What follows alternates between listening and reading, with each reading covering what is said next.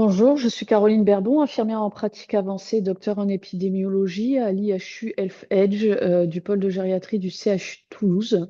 L'objet de cette vidéo est de vous présenter un exemple de repérage de la fragilité par le programme ICOP de l'OMS et surtout de pouvoir vous parler de ce programme en cours de généralisation en France.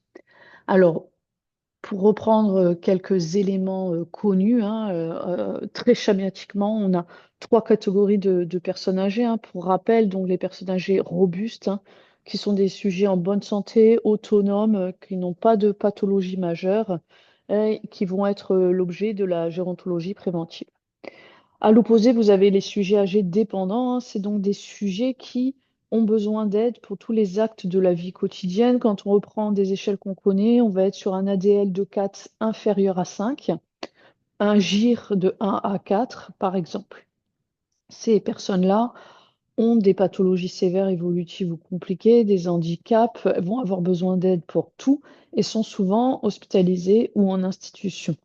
On sait aujourd'hui que la dépendance, quand elle est installée, elle est irréversible. Et entre la robustesse et la dépendance, il y a ce qu'on appelle les sujets âgés préfragiles fragiles, qui représentent entre 30 et 40% de la population.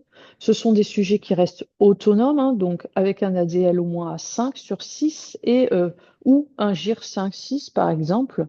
Cependant, ils présentent un état instable avec une perte de réserve. Alors, c'est des gens qui vont avoir une plainte mnésique, des difficultés à marcher autant qu'avant, une petite baisse dans leurs activités, une perte de poids sans cause retrouvée, mais qui restent tout de même autonomes. Mais on voit qu'ils commencent à amorcer une perte de réserve et cette perte de réserve va entraîner un défaut de réponse au stress. Le stress, ça peut être une hospitalisation, une maladie aiguë, un événement social majeur, un événement familial majeur euh, qui va entraîner une altération thymique. Ça peut être aussi une chute. Et la personne a moins de réserve en elle quand elle est préfragile, fragile pour se rétablir et répondre à ce stress. Alors, si on regarde les trajectoires de vieillissement, quand on a un vieillissement normal et qu'on connaît un stress, on va avoir un moment difficile, puis on va récupérer et continuer dans son évolution. La personne âgée fragile, la problématique, c'est qu'elle bascule plus vite que dans le vieillissement normal, dans la préfragilité, fragilité, et qu'elle est donc, si on la laisse ainsi, plus à risque de basculer dans la dépendance.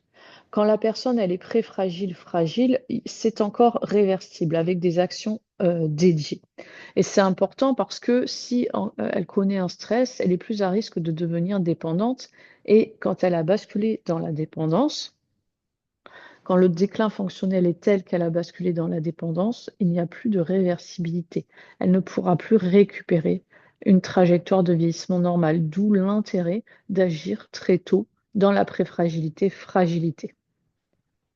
Alors, actuellement, on parle plutôt de maintien de la capacité intrinsèque. La capacité intrinsèque, c'est ce que chaque individu a en lui autour de 6 fonctions majeures que sont la mémoire, la nutrition, la vision, l'audition, la thymie et la mobilité. Ces fonctions, elles entrent en interaction avec l'environnement de la personne et ses maladies chroniques et leur évolution. La capacité intrinsèque, schématiquement, c'est comme une réserve que l'individu porte. Elle va être haute très longtemps et puis commencer à décliner doucement et de plus en plus vite. Alors, le déclin de ces capacités, de cette capacité, il varie en fonction des domaines. La vision va commencer à diminuer dès 40 ans, alors que l'audition, c'est entre 40 et 50 ans.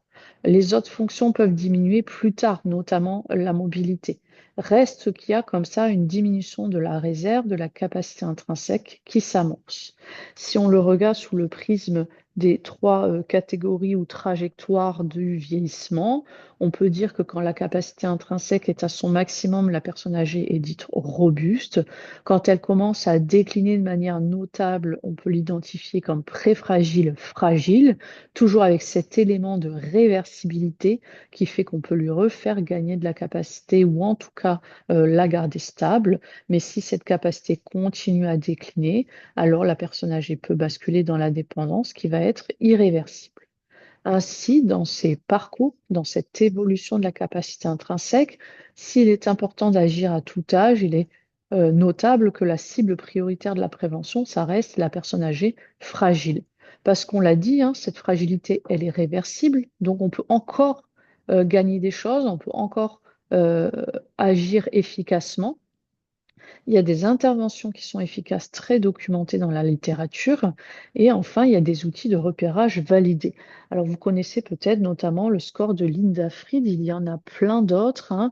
Il y a la dimension, les questionnaires de Rockwood. Il va y avoir des adaptations du questionnaire de Linda Fried à la pratique clinique en soins primaires, tels que le questionnaire du Gérontopole ou le questionnaire FIND. Pour ça, je vous renvoie aux recommandations de la Haute Autorité de Santé sur le repérage et la prise en charge des personnes âgées fragiles en ambulatoire, mais reste que malgré ça, ce repérage, il est peu implémenté en pratique clinique courante parce qu'il est complexe et difficile à mettre en place. De plus, l'Organisation mondiale de la santé a pointé le fait que ça a entraîné quand même une vision un peu négative du vieillissement, puisqu'on va voir le vieillissement sous le prisme de la perte, du déclin et de la fragilité. Alors, l'OMS a proposé le programme ICOP pour soins intégrés pour les personnes âgées.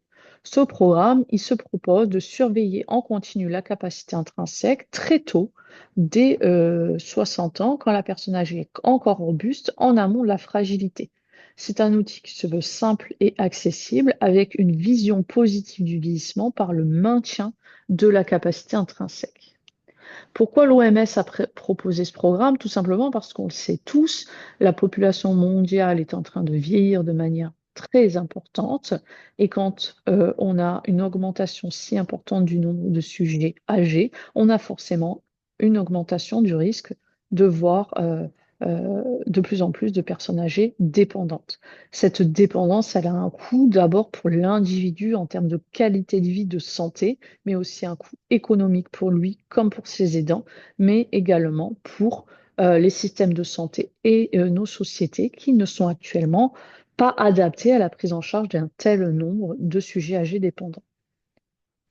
Alors, le programme ICOP, il se propose de surveiller donc les 6 domaines de la capacité intrinsèque, hein, chez des sujets encore autonomes, ADL à au moins 5 sur 6, GIR 5-6, de 60 ans et plus, qui vivent à domicile.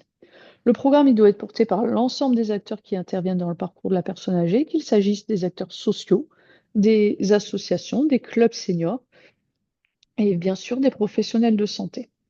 Le senior devient acteur de sa propre santé et de la prévention éventuelle de son déclin. Ce programme, il se déroule en 4 étapes que l'on va voir.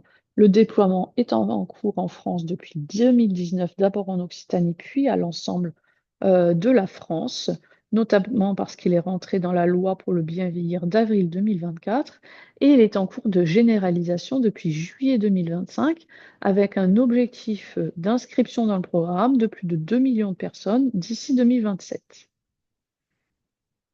Alors, le programme, il commence par une étape 1 de repérage.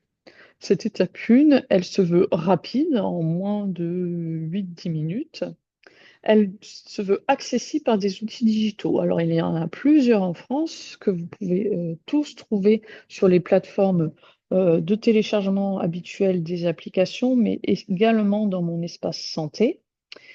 Je vais notamment parler de notre système ICOP Monitor, hein, puisque c'est celui qu'on a mis en place depuis 2019, mais qui est également celui le plus utilisé actuellement en France, accessible gratuitement à tous dans le pays, seniors, aidants comme équipe de soins. Euh, et donc, vous pouvez très bien faire des tests et l'essayer. Donc, cette étape 1 de repérage, elle va proposer en version hétéro-évaluation par un professionnel de santé ou un professionnel formé, ou en version auto-évaluation par le senior lui-même, des questions et tests autour des 6 domaines de la capacité intrinsèque, plus la prise en compte au niveau social et du risque d'incontinence urinaire.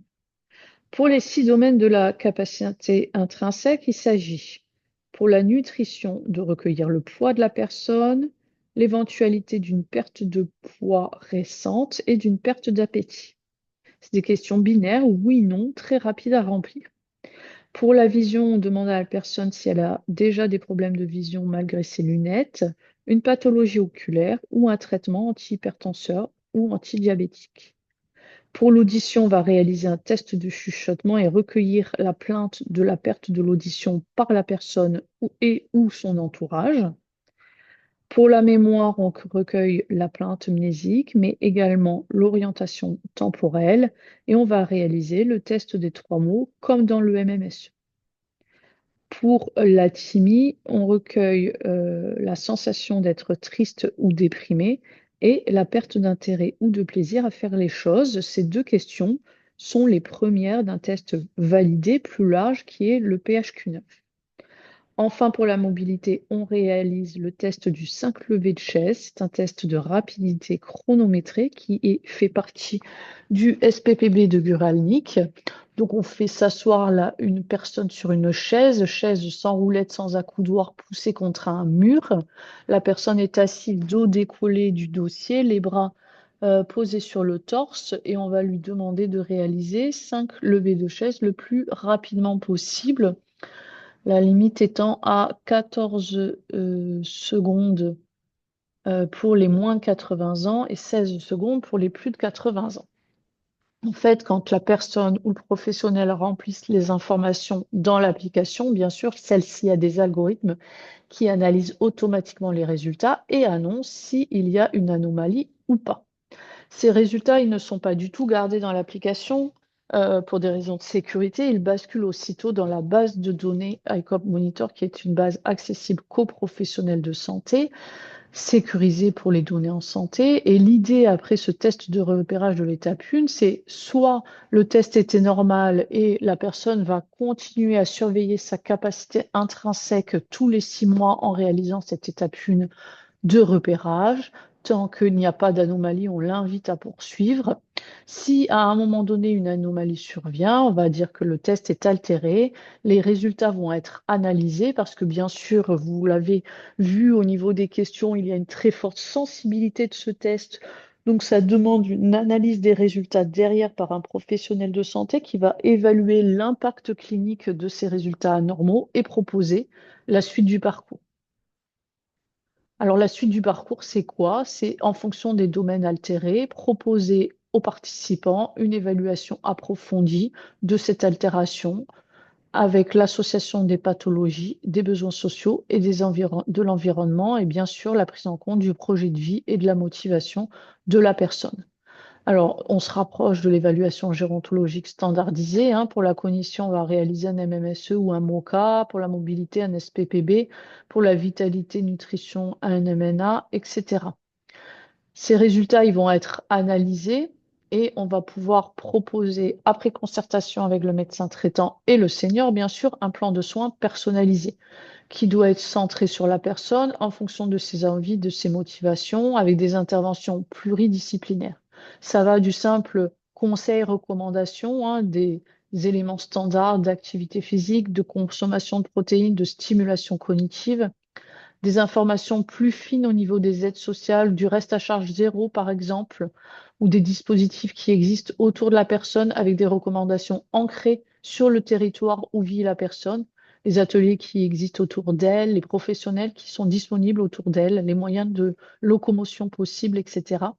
On peut orienter la personne vers des associations, ateliers et services de la commune, vers les services sociaux également, proposer des aides à domicile, aller jusqu'à la proposition de modifications thérapeutiques que l'on va discuter avec le médecin traitant et orienter également, c'est l'occasion dans le cadre d'ICOP, d'orienter le participant vers une filière, qu'il s'agisse de l'ORL, de l'ophtalmologue, de la consultation mémoire par exemple, ou de la filière gériatrique. Ce plan de soins personnalisé, une fois proposé à la personne, on priorise bien sûr les éléments nécessaires hein, pour qu'il n'y ait que 3, 4 recommandations prioritaires et on va suivre le parcours de soins. Alors, ce suivi, il est coordonné par le médecin traitant, ça peut aussi être un infirmier de coordination, un coordonnateur au niveau de la maison de santé, un infirmier de pratique avancée par exemple, peut être suivi dans la filière gériatrique également. Et puis, il repose aussi sur la réitération, on l'a dit, du test de l'étape 1 de repérage tous les 6 mois. Si les résultats sont quasi similaires précédemment, l'étape 1 permet aussi une reprise de contact avec la personne et la vérification de l'application du plan de soins proposé précédemment, mais il permet aussi éventuellement de repérer une nouvelle anomalie. De manière transversale pour toutes les étapes, est impliqué les collectivités et puis bien sûr le soutien aux aidants. Alors, pour résumer euh, et faire un lien entre ICOP et le repérage de la fragilité, on l'a dit, hein, ICOP, c'est le suivi de la capacité intrinsèque. Cette capacité intrinsèque est maximum tant que la personne âgée est robuste et qui va commencer à décliner. Décliner d'abord et la personne devient préfragile, fragile, puis dépendante. Tant qu'elle est préfragile, fragile, il est encore temps d'agir et c'est très important, c'est la priorité pour les personnes à risque. Le programme ICOP, il se veut à être proposé tout le long du vieillissement, tant que la personne âgée n'est pas dépendante. Donc, elle concerne les gens robustes, préfragiles et fragiles, avec une étape 1 tous les 6 mois qui va permettre de surveiller l'évolution de cette capacité intrinsèque, agir dès l'apparition d'un risque de déclin. L'idée, c'est même d'agir avant la préfragilité, fragilité, et puis d'avoir des interventions très appuyées. Les interventions, elles sont graduelles, hein, bien sûr, et d'avoir des interventions très graduées quand la personne âgée a basculé dans la préfragilité, fragilité. Alors, très concrètement, on va illustrer cela par un petit cas clinique, hein.